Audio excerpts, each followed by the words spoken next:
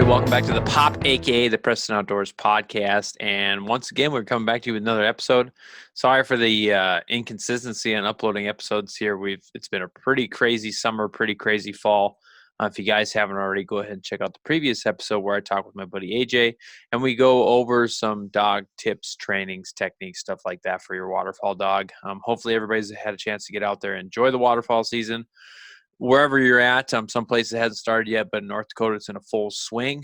Just the other day, my brother invited me out. He found some birds. Him and my dad and I went out and shot a full 3-man limit of ducks. We got teal, widgeon, a lot of widgeon, surprisingly, gadwall, mallards, and some Canadian geese mixed in there. So it was a pretty fun hunt, but kind of get everybody up to date on what's going on with me. I'll make this very, very quick. I will do another podcast episode reflecting back on where I've been over the month of October here, basically. But I've been gone doing the Bassmaster Central Opens. We were in Lewis Smith Lake down by Jasper, Alabama.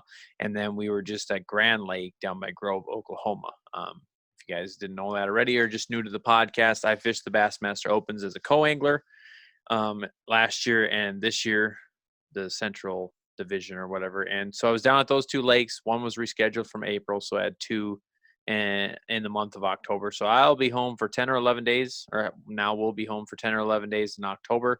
It was crazy on the road. Be gone for a week and a half. I was home for 4 days and then was gone again. So it's kind of a little recap. Like I said, I will dive into talk about everything, what I learned, all that good stuff. A lot of people are interested in what goes down in those tournaments. So yeah, we'll talk about that. But in today's show, we're going to be talking with, once again, Johnnie Candle. If you guys haven't already, you can go back. I can't remember what episode it is, but it was towards the spring. We had Johnnie on here. Johnny's a good friend of mine. He's a professional walleye fisherman and a professional guide on Devil's Lake. And we talked about springtime walleyes, how they transition into summer, coming out of winter and stuff like that. Didn't get a chance to get a hold of, hooked up with Johnnie and stuff this summer. Him and I were both real busy, but I wanted to get him on here in the fall and talk about fall walleyes, the transition from summer to fall and then into winter, that kind of thing, and a lot of good tips that Johnny's going to be able to give us. We got him just after he's on a busy show schedule and stuff like that, so I was really appreciative for him to hop on and talk with us here. So without further ado, Johnnie Candle, talking about some fall time walleyes. All right. Welcome back, guys, to the P.O.P, aka the Preston Outdoors Podcast. As promised, with me today is Johnnie Candle. Thanks for stopping by and talking with us, Johnnie. Hey, it's been too long, my friend. We haven't been in a boat together near enough this summer, and the days are getting less and less. We're going to have to hook up somehow. That's definitely for sure. Well, this is getting to be in your busy time of year, later into the fall and into the winter and stuff like that. So I'm glad we can get you on and talk about some fall time walleyes here. Yeah, it's the fishing part of being a professional angler slows down this time of year, but man, wrapping up the year end, it's just like any other business, Ethan. And I think that's, I don't want to get off topic, but I think that's one thing a lot of people don't realize is I have year end reports to write and submit and all that good stuff and making plans for next year. I'm already working on my seminar schedule for the winter months. So you're absolutely correct. It's kind of nice to get off the water a little bit, but there's 8 hours a day of work that has to be done in order to get ready for next season. So we're already thinking ahead. But yeah, let's talk fall walleyes. Why not? Let's tear it up, huh? Yeah, like I mentioned in the beginning here, we had you on this spring. Like I said, we didn't get a chance to catch up this summer, but one of the more popular episodes that we had on here on the podcast was you talking about springtime walleyes. So I thought, well, for sure, I know we're now just getting into here the beginning of November. Most people are looking towards the woods, the fields, that kind of thing, but there are a select few people off and on or are diehard that are looking into fishing, especially in the Dakotas here, for walleyes fishing this time of year. And I want to pick your brain on it. And hopefully those people that are listening can still have some success out there. Oh yeah, there's lots of good fishing left, Ethan. It's November 1st, I believe, today when we're recording this. So, yep. This coming weekend, it looks like in the 50s. So I'll be out there every day that it's over 45 degrees. And if we dress right, let's face it, clothing nowadays lets us do things we could never do before. So if you dress right, Devil's Lake, Lake Sakakawea, they're not going to freeze over. until close to Thanksgiving. So that's almost a month. You got the Missouri River. If you want a boat, the tail race, most winters stays fishable all winter long. And even down by you, right? The James River and the river in Valley City there and all those places, they're not going to freeze up anytime soon. Put your boat on the trailer. We can head up to the Rainy River at Lake of the Woods. That river doesn't freeze up till well after Thanksgiving either. So there's a solid month of good fishing left for all of us. And then if you want to go a little further south, the Mississippi River in Minneapolis, you start looking at the Missouri River in South Dakota. Anybody that lives close to us, Ethan, that's a day drive, and you're on the water fishing by lunch if you get up early enough in the morning. So lots and lots of great fall walleye fishing ahead of us still. The nice thing about that too is, like you mentioned, all those opportunities out there. Most of the people that are hardcore and into it, they know about it. But like I said, this time of year is great for an outdoorsman, outdoors woman, whatever you want to do. Go out and take advantage of this because, like I said, most people are in the field or out chasing birds or something somewhere else, or deer, to where they kind of forget about it. So you don't have to deal with many people at the ramp. But what I want to talk about here right now to get going is, obviously we're coming off the summer haunts where the fish are normally hanging out, that kind of thing. When do you consider it, quote unquote, fall? Is it water temperature? Is it time of day? Is it the actual calendar month that you and I, and everybody else go by? What Right. considers fall for you, the beginning of it? The answer is yes, all those things, right?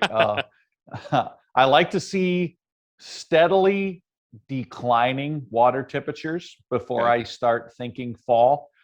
This year is a perfect example of that. We had a very, very short term decline in water temperatures. Then it got warm and the water warmed back up. And then finally it turned the corner and started cooling off pretty steadily. We're down into the 40s and will not come out of the 40-degree range now for the rest of this year. There's no way it's going to warm up again that much. So that's one thing I like to look at. The other thing I like to look at is that first frost of the year. That's a trigger in my mind. That first frost seems to be that first really cold night, starts to kill off the aquatic weed growth. And part of that, now we're getting into time of day, right? Mm-hmm. What does the calendar say it is? And let's face it, the fish don't have a calendar, but their bodies sense that the days are getting shorter and shorter, and they know it's time to start moving to those fall areas and putting the feed bag on. So a lot of things you'll see happen consistently every year by looking at the calendar, just because the length of day is getting shorter. To me, September 15th or so, you really start to say, holy cow, these fish are a lot fatter all of a sudden, and their body shapes are changing. And wow, they're starting to be closer to the drop-offs and not so much on the big flat areas that they were on all summer. Then you start looking at temperature, and if we're lucky enough where that first frost coincides with September 15th, which a lot of times it does, then you get 2 out of 3 on the same time frame, and they really turn into the fall fish. And then if you've been fortunate that first part of September, the water's been declining steadily a little bit each day, and you get all 3 things to happen at the same time, that's when you get that lights out, incredible fall bonanza that we all hope for. But this year, it wasn't too bad. Fall fishing started pretty much right on schedule. Middle of September, I'm starting to say those things out loud to my clients. Look how much fatter these fish are. They're puking fish out into live well when you're keeping them for dinner that night.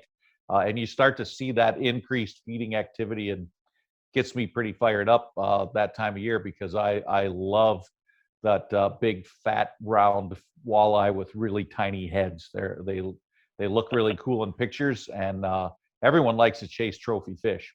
Yeah, exactly. And so would you say that this time of year, your fall time of year, would you say the best time, or, I mean, maybe besides the spawn, to try and catch, a walleye of a lifetime? Oh, without a doubt. Unless you're a really, really die-hard ice angler, Ethan, obviously these fish continue to grow over the winter months. There's a lot of trophy fish caught through a hole in the ice.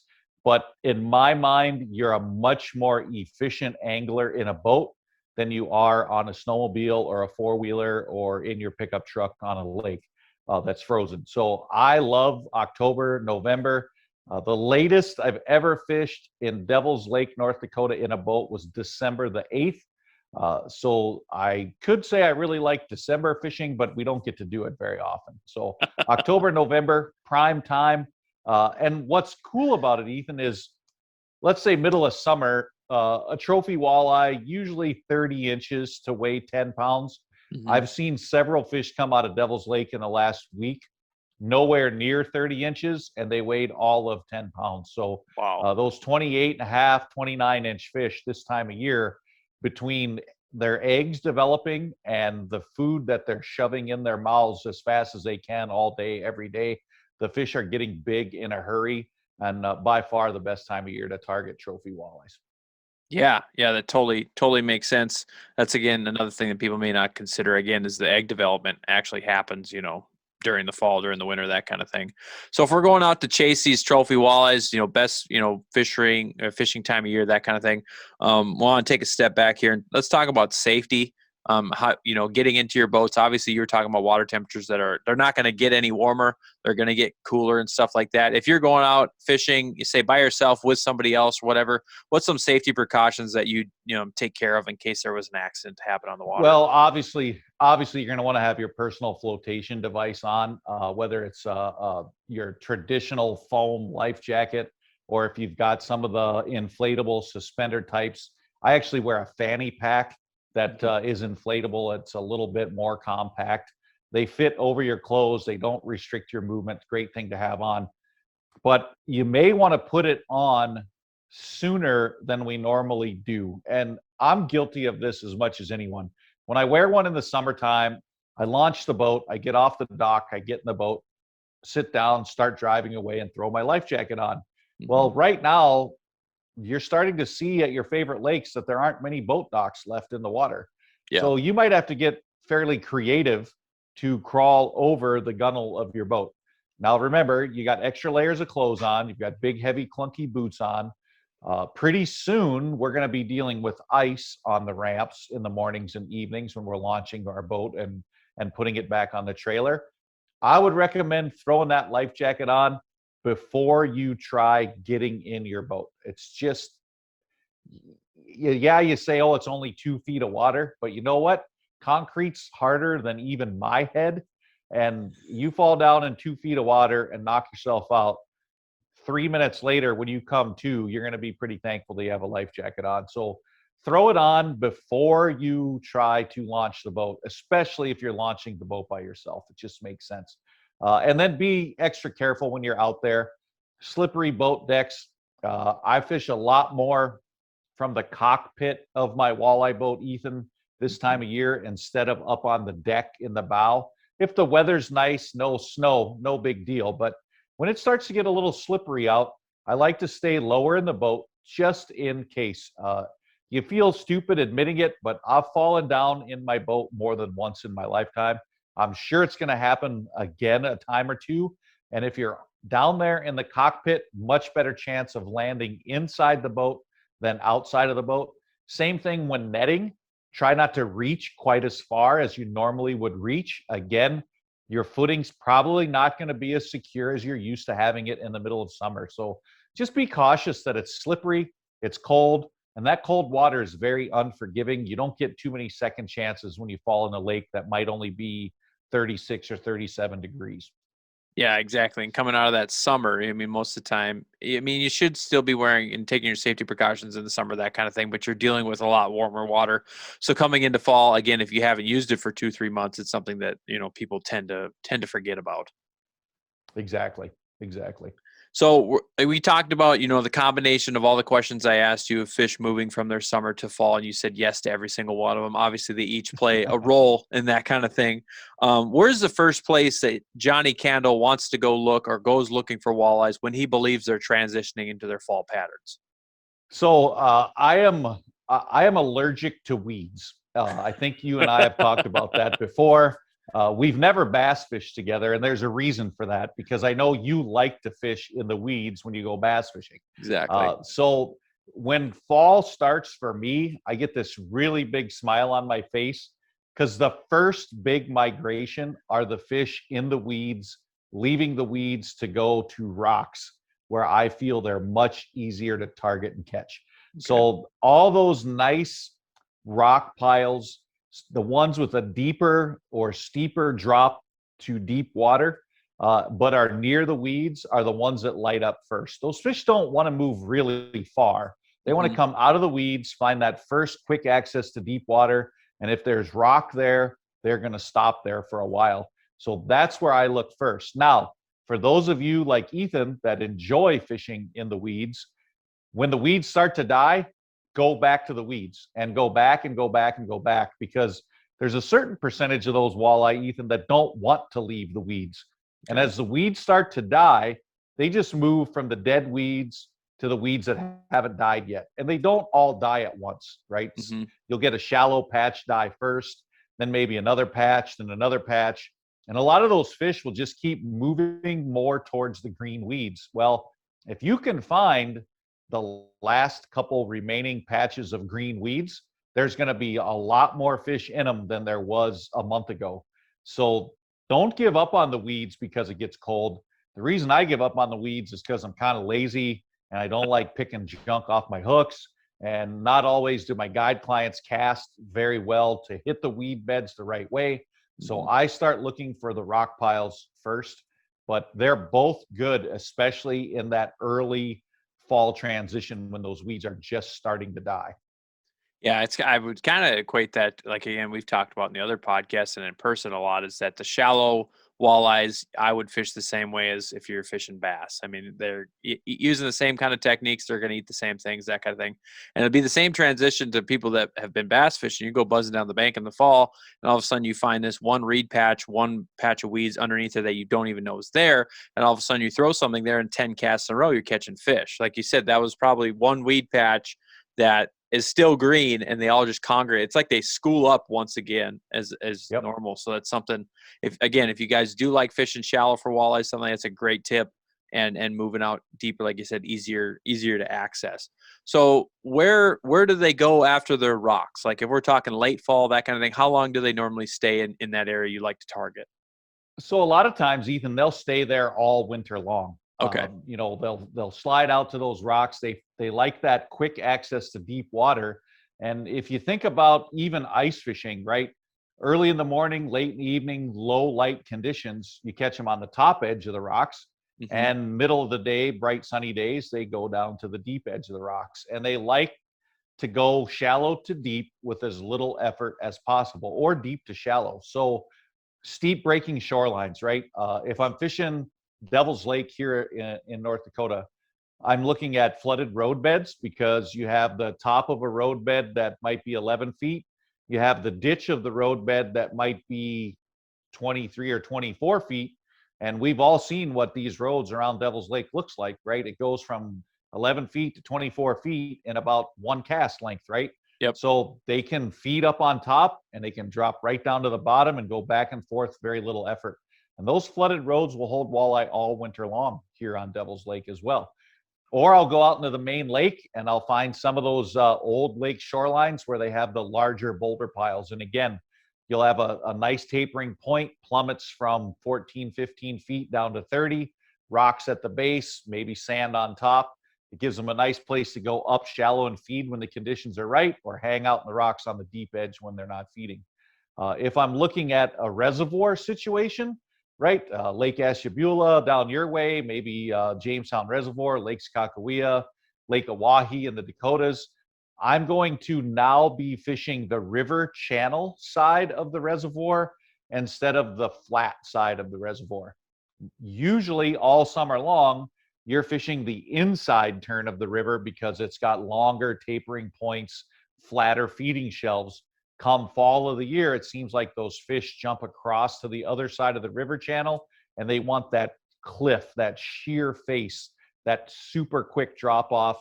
They'll push bait up against it and pin it against the bank, and when they want to feed, and then they can just slide right off into that nice deep water to rest during the daytime. So those are where I would target in lakes. Now in rivers, a little bit different, but not really. I'm looking for the deeper holes with a little bit less current in them. Summertime, I was focusing on shallow, sharp edges, a lot of really, really strong current breaks, right? Really fast water next to really slow water. But come wintertime, those walleye like to sit down in the deeper holes, slower current. They're a little bit more lazy. They will still move shallow to feed, but it's for much shorter periods of time. So do you find an area you're talking about that have the weed cover and that deeper rock, deeper transition, or that quicker transition, I should say, do you find areas where those fish only move a few hundred yards all year long? Oh yeah, and I love those spots. Absolutely love those spots. And Ethan, you and I have fished some of those spots here on Devil's Lake. If you Hmm. remember, the very first time that we ever fished together on Devil's Lake was in the fall. Yep. We were trolling an area with a very sharp breaking shoreline that had a lot of rock on it. Hmm. And maybe you didn't even know this at the time, but one of my favorite weed beds to catch those fish in the middle of summer was only 150 yards away from that spot. So Okay. those are the areas that I really, really like. Fish are lazy. They're just like us, Ethan, right? I mean, Hmm. tonight I was so lazy I didn't even cook dinner. I picked up the phone and I ordered a pizza because I didn't want to move. And walleye are a lot like us. They don't want to move either. They would rather, chill out, eat a big meal, have a couple perch, maybe a white bass, and then just chill for the evening, right? They don't like traveling all around the lake if they don't have to. They don't mind being a homebody. So when you can find all those elements in one little spot, those fish are the easiest ones to stay on as the seasons change, especially. Hmm. And another question I had regards to that fall migration. I told the people earlier, I got back from Alabama and Oklahoma fishing those Bassmaster Opens, and it was dominated by finding fish and bait. Now, we couldn't find fish that was around too much bait in a bay, and you couldn't find bait fish. There wasn't any. You had to find a miracle, or that basically miracle or mystical thing of where there was a few in the bays and stuff like that to catch those bass. Now, for walleyes, I know you talked about they're moving off to rock structure. Do you find that walleyes particularly will just sit around that structure as well, or will they get off and be chasing bait as well? Oh, it's kind of the exact same thing, right? The walleye want to be close to food. Hmm. The reason they look for those steeper drops is because that traditionally is where their food goes as well, Okay. which is kind of nice. But you're exactly correct when it comes to the balance between too much bait and not enough bait. You Hmm. need enough bait to keep the walleye there. But if you have too much, like any kind of fishing, that gets mind numbing sometimes to try to figure out how to catch them, right? So we know they're feeding on perch. So we use perch colored lures, and you can't get a bite because the real perch definitely looks more real than your fake perch. Yep. So what do? You start throwing things at them that don't even look like a perch anymore, different colors, different sizes, different actions. Uh, you hear a term in the fall a lot that I absolutely hate, but you hear the term reaction bite, Yep. right? And I know what people mean by the word reaction bite, but Ethan, they're all reaction bites. They're reacting to something. So I hate that word reaction bite. But what most anglers are talking about when they say reaction bite is you're getting that fish to attack your presentation, not because it's hungry, but just because it's mad or doesn't want it in its area anymore, or it's just tired of looking at it. Kind of like when you had a little sister as a kid and you just finally got fed up with your little sister and you shoved her out of the way. That's what walleye are doing to your bait when people are using that word reaction bite. They're just trying to get it out of their space. And that is common in the fall quite a bit, not just in walleye fishing, but bass fishing as well, Hmm. because there is so much bait and it is so tightly grouped together that sometimes it's hard to outfish Mother Nature. We just can't compete.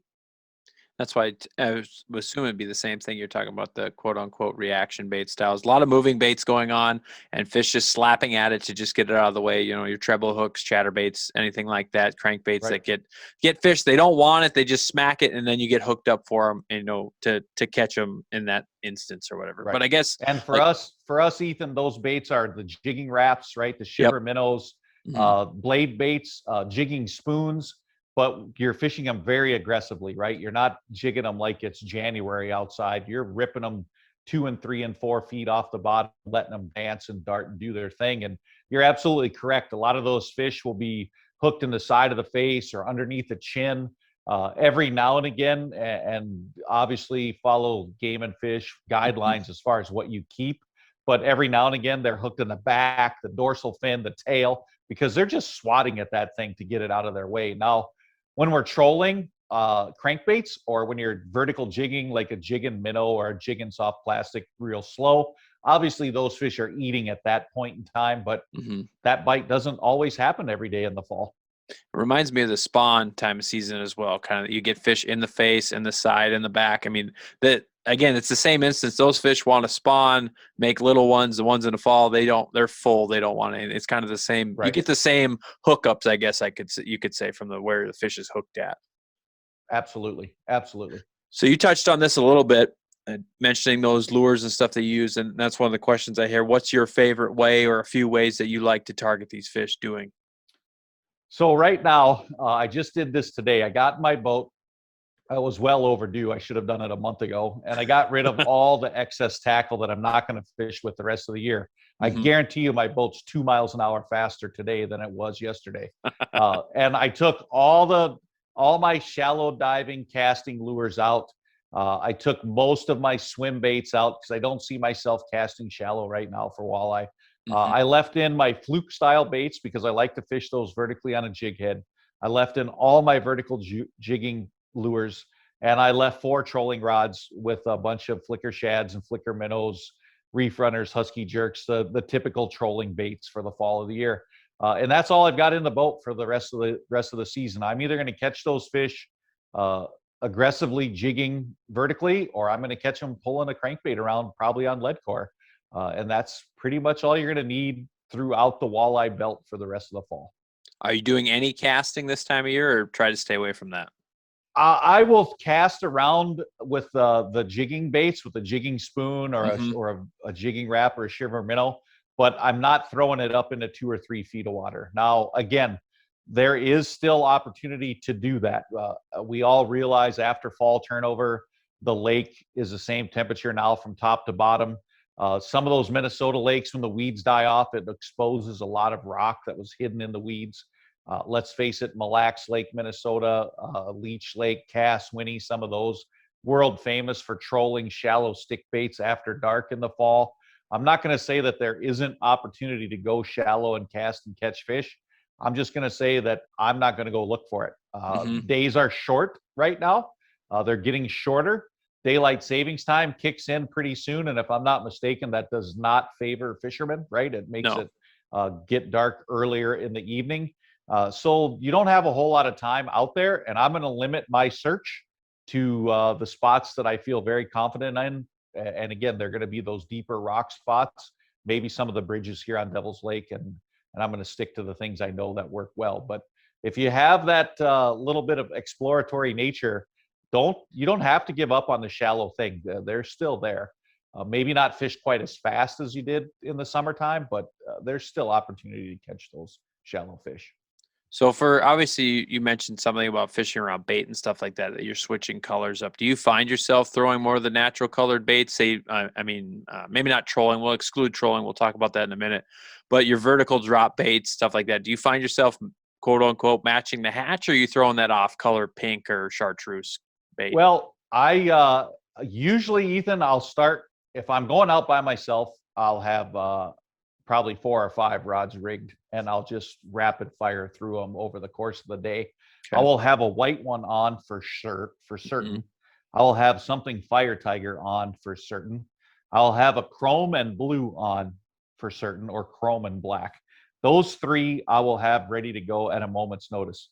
The other 2, I honestly don't care what color they are, as long as they don't look like something that exists in Mother Nature. Okay. Right? Whether it's pink and orange, purple and green, right? Some god awful off the wall color. Again, if they won't eat what they're supposed to eat, I'm going to give them something else. So at least I know they can see it and get mad at it and try to get it out of their face. And same holds true with the crankbaits, right? I start with those same colors, white, Fire Tiger, something chrome. And then I always throw something out there that you would look at and say, what on earth does that look like?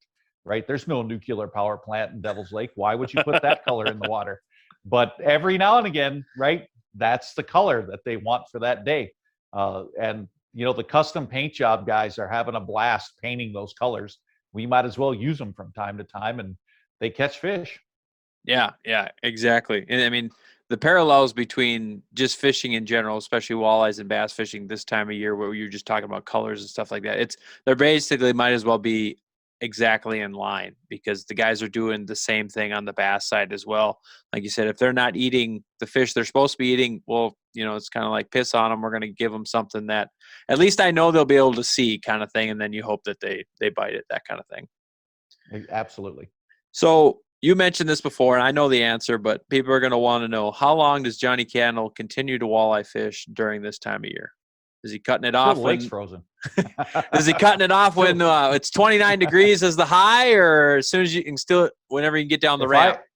If I can get the boat down the ramp safely, Ethan, I hate to admit this out loud, but there's been days that I've broke ice for 100 yards. That's what I was going to ask yards next. to get to open water. It all depends what my last day of fishing was like, right? Mm-hmm. So if I go out and the fishing's really good, really good, and I get to the boat ramp and there's a little bit of skim ice, if I caught a limit of fish the day before, I'll find a way to get my boat out there. If I fish 3 or 4 days without a lot of luck and the lake freezes up, well, then okay, it froze up. But if I'm on them and I know I can get to them and catch them, I'm going to go out there and do all I can to get to them. I remember a day, it had to be almost a decade ago. I took one of my farmer friends fishing, and it was 2 days after I shot a buck on his land. So it was well into deer hunting season. Yeah. And his family had all filled their tags. I had filled my tag, and I said, let me say thank you for letting me hunt on your land. Let's go walleye fishing tomorrow. And we launched out of Minnewacan, North Dakota, and fished the Golden Highway. And we could only fish half of the lake because the ice had formed on one half. So we had to break through ice to get where we were going. And we never put the boat on plane, because as soon as we got through the ice, we started trolling. And when we were done fishing, thank goodness that ice didn't all freeze back together, and we just followed our trail back to the boat ramp. So again, you got to be very careful when you're doing that kind of stuff. Don't do anything stupid. Be very, very cautious. Go slow. But the fish don't know that the lake is frozen. Mm-hmm. They still eat. So yeah, get out there and catch them. And that's why sometimes I think we make it harder than exactly what it is. They're going to do something different. In your first podcast, we talked about your point, and I remember that vividly. The fish don't know the ice is gone. Above them, the water temperature is still the same. Here, it's the same way. The fish don't know the ice have formed because the water temperature is still the same for them where they're hanging out at. Exactly. So is there anything kind of off the wall that you do from a technique standpoint, or a place you've found, or even some kind of a story that you found here in the fall fishing that's something, it's not quote unquote typical fall fishing for walleyes, that maybe cued you into something else that you can think of? Well, one thing, Ethan, and it's really not that uncommon, but folks look surprised when you mention it to them. The vertical jigging thing, obviously, you can change your jigging cadence very quickly, right? You can snap it real hard 3 times and then jig it real slow a couple times and find out what the fish want. What blows people's minds is how many times I've caught limits of walleye or very, very large walleye trolling in the fall at a speed that makes no sense when you look at the water temperature. Okay. We all know that fish are cold-blooded. Their metabolism is supposed to slow down when the water gets cold. And I'm telling you right now, when I go fishing one day this week, whether it's tomorrow or the next day, I know it'll be Friday for sure because it's supposed to be 55 degrees, but yep, I will start trolling at 2 miles an hour. And if I don't get a bite, I will probably troll faster before I troll slower. And people look at you and say, are you kidding me? That water's only 44 degrees or 43 degrees, and you're going to go 2 miles an hour? My answer to you is this. Again, very close to Thanksgiving time, trolling with a buddy, found some fish on a flooded road. Surface temperature on my Humminbird said 32.8 degrees. Wow. 32.8, right? That's almost frozen water on the surface. 1.8 miles an hour, and we had a 2-man limit of fish in less than an hour that day at 1.8 miles an hour. We tried to go fishing the next morning before Thanksgiving dinner, and it was one of those days where we couldn't get there. We Yeah. just could not. I backed the boat out on the ice, and the trailer wouldn't even fall through, so we couldn't go fish.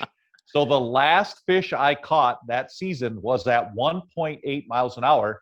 That's summertime trolling speed, Ethan. That's Yeah. what I troll in July, August, September. Those fish didn't care. Now, can they chase a bait for a long period of time at 1.8 miles an hour? Probably not, but they don't have to chase it for a long time. Put it in their face. They swim 10 yards, they grab onto it, game over, right? It's not like these fish are tracking our lures for a half a mile. They're just eating them when they go by them. I always had the theory, once you mentioned that going fast, it actually brought me back. Like I said, we're recording this on November 1st. 2 days ago, I dumped my boat in and went smallmouth fishing.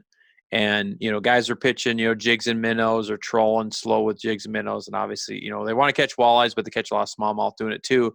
And I throw on a 3/4 ounce tube jig, kind of the same one that you and I fished with when we went to Skakawea that one time. Yep. And I cracked it.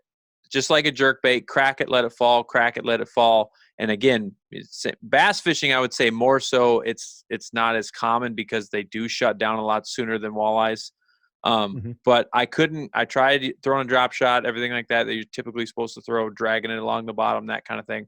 But I knew I've done it before many of the times. So I got the big tube out, I started cracking it, and you get the timing down and when it hits the bottom, and I'll go to crack, and all of a sudden you feel tick.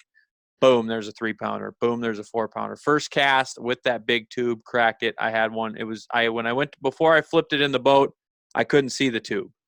And so I'm like, well, this is what I'm going to do for the rest of the time period. And so I always had the theory, at least for bass fishing, when they come from warmer water to cold water, you can stay aggressive longer compared to when they come from cold water to warming water. I kind of, in the springtime per se, I'll go a little bit slower. I would agree with that too, Ethan. When I'm selecting lures for, let's just say, 45-degree water temperature, right? In the springtime, when the water hits 45 degrees, I'm throwing balsa shad baits, like a shad wrap. Yep. Maybe some of the new plastics that are designed to move like balsa, right? Like the Berkeley Frit Side, I think it's called. Yep. I'll probably throw some suspending jerk baits if I'm going to cast a crankbait in the spring, and I'll fish them fairly slow. Middle of summer, your high action baits take over, right? Jointed flicker shads, jointed shad wraps, salmo hornets, reef runners. These are baits that are very, very erratic. They have a lot of action. In the fall of the year, you would like to think you should go back to those jerk baits and balsa baits, and they do catch fish, don't get me wrong, but it's amazing how long into the fall I can still troll a salmo hornet and catch walleye on it, or a jointed shad wrap or a jointed flicker shad, and still catch fish on it. In the springtime, when the water gets to 45 degrees, they won't touch those baits. Yeah. But in the fall at 45 degrees, they'll still eat them. So you're exactly correctly. You can fish much more aggressively in the same temperature of water in the fall than you can in the spring. And I honestly think, Ethan, the only reason for that is because they know the end is near. They know that their metabolism is going to shut down. They know that water is going to get even colder. And dang it, I might not want to work real hard to eat right now. I really don't want to chase that bait. But I know today I have the energy to do it, so I'm going to get after it and eat that bait, because tomorrow it might be too cold and my body just won't let me do it. So take advantage of that. They definitely feed up in the fall. There's no doubt about it.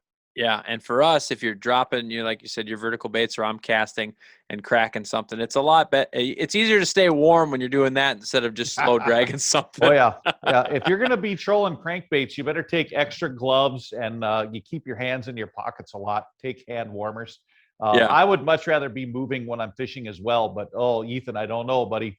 Caught some really big walleyes in October and November dragging crankbaits around, so it's hard to overlook. Hard to overlook that too. Exactly. So what's your forecast here for Devil's Lake, where you're at, for the next couple of weeks for walleye fishing? What do you think it's going to be like? Oh, I think this weekend is going to be pretty good. That little bit of warmth is going to get the water warmed up a little bit. They'll feel those sun rays beating down on their backs. They'll get pretty fired up.